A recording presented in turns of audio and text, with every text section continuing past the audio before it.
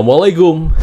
Kita tuh pernah menyaksikan Tony Stark mengorbankan diri di Endgame, dan kita juga pernah kehilangan Logan di pelukannya Laura. Tapi nggak ada yang semenyakitkan kehilangan Gwen Stacy. Ini bukan karena dunia yang diselamatkan ya, tapi karena cintanya yang gagal dipertahankan. Ini bukan tentang pahlawan yang gagal menyelamatkan dunia, ini malah tentang pahlawan yang gagal menyelamatkan satu orang yang paling dicintainya. Selamat datang di channel Kawan Review. Yuk kita ubrek-ubrek industri film, dan kali ini kita bahas kematian Gwen Stacy.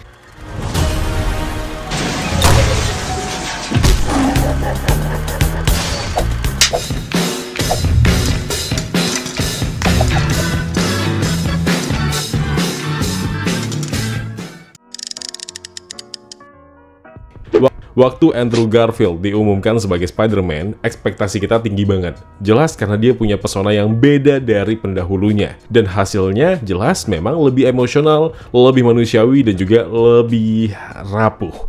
Nah, film The Amazing Spider-Man yang dirilis tahun 2012 datang dengan tone yang lebih grounded, lebih kelam, dan mencoba keluar dari bayang-bayang Sam Raimi. Nah, Andrew Garfield bukan Spider-Man yang paling cheerful ya, kayak Tom Holland, atau mungkin si paling legend dan kutu buku lah kayak Tobey Maguire, walaupun ada yang bilang versi Andrew Garfield lebih kutu buku. Tapi menurutku, Andrew Garfield justru versi Spider-Man dengan interpretasi terbaik dan karakter paling terluka di antara ketiga Spider-Man yang diperkenalkan. Caranya jatuh cinta ke Gwen Stacy lebih menarik ketimbang eranya Spider-Man Tobey Maguire ke Mary Jane. Andrew sukses ngebawa Peter Parker sebagai sosok yang bukan sempurna, atau bahkan tidak sama sekali mencoba terlihat untuk jadi sempurna. Dia tuh malah terlihat seperti versi Peter Parker yang lebih tulus dibandingkan dua lainnya. Sosok Peter Parker yang paling jelas kelihatan proses pembentukan karakternya, sampai akhirnya muncul rasa paling sakitnya.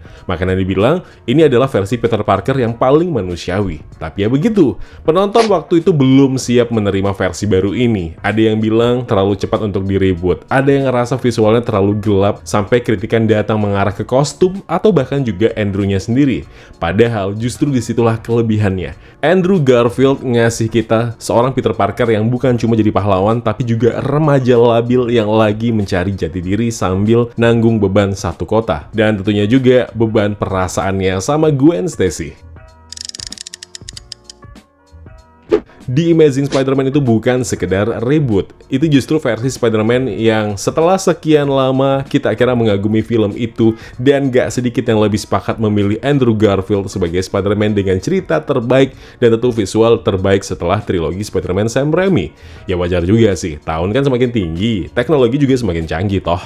Nah, dari tone visual yang lebih realistis dan gloomy juga, sampai dunia yang lebih grounded tapi tetap stylish juga. Ya kayak manalah kau lihat NYC pada saat itu. Nah, di The Amazing Spider-Man, Peter Parker bukan sebagai superhero tok, tapi sebagai anak muda yang lagi bingung sama arah hidupnya. Lo tahu betul kontrasnya antara Spider-Man Tobey Maguire yang lebih warm dan juga Spider-Man Andrew Garfield yang justru lebih cold.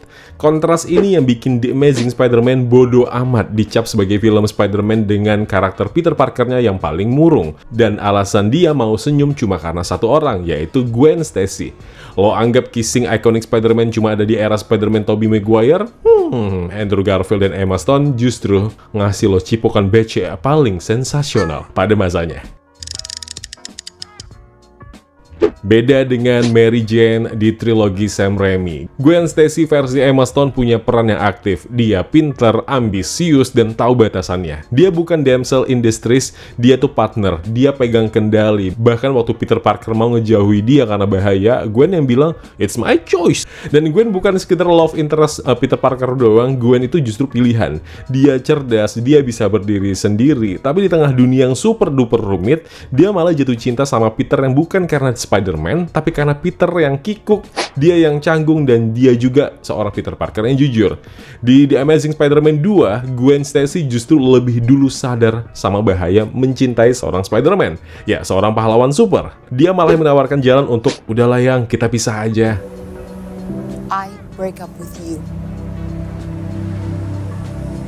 Tapi dia juga yang kembali meluk Peter Parker karena nggak ada yang bisa menahan cinta mereka berdua. Dan disitulah tragedinya. Cinta mereka berdua itu bukan salah siapa-siapa ya. Bukan salah si Gwen, bukan salah Peter Parker, dan bukan salah kita juga. Tapi ya kenyataannya tetap aja gagal bertahan. Gwen Stacy itu di film The Amazing Spider-Man ibarat setitik cahaya di tengah dunia Peter Parker yang suram. Dan pas cahayanya itu padam, segalanya langsung berubah. Langsung gelap gulita. Yes, filmnya bahkan nggak lanjut lagi. Padahal kita berharap ya setelah The Amazing Spider-Man 2 dibikinlah triloginya. Tapi ternyata sampai sekarang tidak juga. Walaupun akhirnya muncul ya di No Way Home. Adegan jatuhnya Gwen Stacy di Menara Jam itu bukan cuma adegan sedih. Itu adalah salah satu momen paling brutal dan sunyi dalam sejarah film superhero. Gak ada musik bombastis, gak ada slow motion dan dramatis, cuma ada suara krak. Spider-Man gagal. Bukan karena dia lambat loh, tapi karena emang dunia kadang terlalu cepat untuk kita semua. Dia tuh nyoba nyelamatkan Gwen Stacy dengan jaringnya, dan sialnya itulah yang malah membunuhnya. Penonton tahu betul semenegangkan apa scene tersebut. Bahkan penonton yang optimis juga sempat kayak ngerasa alah paling gimmick doang. Si Gwen selamat loh itu. Itu sih kata mereka. Pun akhirnya shock dan ngebekas. Pas sadar, pas tahu menyaksikan, dan ngedenger langsung dentuman kecil kepala kebentur ke lantai dasar. Dan lo tahu, itu bikin dada lo sesak. Dan lebih sesak lagi pas lihat raut wajah Peter Parker sesaat setelahnya. Shock, denial, tangis gak bersuara, yang ngebuktiin kalau dia hancur banget. Gak perlu sound scoring yang dramatis yang gimana, udah lo tahu gimana semenyakitkan apa Peter Parker menyaksikan pacarnya mati di depan dia. Itu sakit loh, dan itu lebih real dibandingkan saat Tom Holland jadi saksi kepergian Tony Stark di Endgame. The Amazing Spider-Man mungkin bukan film yang sempurna. Justru film itu ngasih kita sesuatu yang nggak dipunyai sama film superhero lainnya, yaitu kehilangan yang abadi. Sampai sekarang loh, kita masih ngerasa kehilangan ketika Gwen Stacy mati. Momen Gwen terjatuh itu adalah titik balik. Bukan cuma buat Peter Parker, tapi juga buat kita yang menonton. Dan karena film itu justru kita jadi sadar, untuk jadi pahlawan, kita nggak selalu berarti berhasil nyelamatin. Kadang yang dibutuhkan justru kita bisa bertahan nggak setelah jadi gagal. Bahkan di Spider-Man No Way Home aja, pas Peter Parker versi Andrew Garfield nyelamatin MJ, air matanya bukan karena dia berhasil, tapi karena pada akhirnya dia menebus sesuatu yang nggak pernah bisa diselamatkan dulu. Dan momen itu bukan jadi aksi ya, itu malah kayak penyembuhan lah buat seorang Peter Parker versi Andrew Garfield. Ya memang Gwen udah mati, tapi rasa kehilangan itu bikin Peter Parker versi Andrew tetap hidup di hati penonton sampai hari ini, sampai detik ini. Makanya aku akhirnya kepikiran untuk bikin video esai ini. Jelas dia bukan Spider-Man terbaik di atas kertas bagi beberapa orang, walaupun aku bilang dia salah satu Spider-Man terbaik. Tapi justru yang mungkin bisa kita sepakati semua, kalau dia adalah Spider-Man yang paling sakit hatinya. Dan justru itu yang membuat dia paling manusia. Oke, sebelum mengakhiri video ini, aku mau nanya dulu ke kalian. Apakah ini kehilangan paling menyakitkan dalam dunia superhero? Jawabannya, yes. Karena ini bukan soal siapa yang mati ya, tapi soal siapa yang ditinggal. Nah, The Amazing Spider-Man bukan sekedar cerita asal-usul pahlawan, tapi tentang cinta yang gagal diselamatin.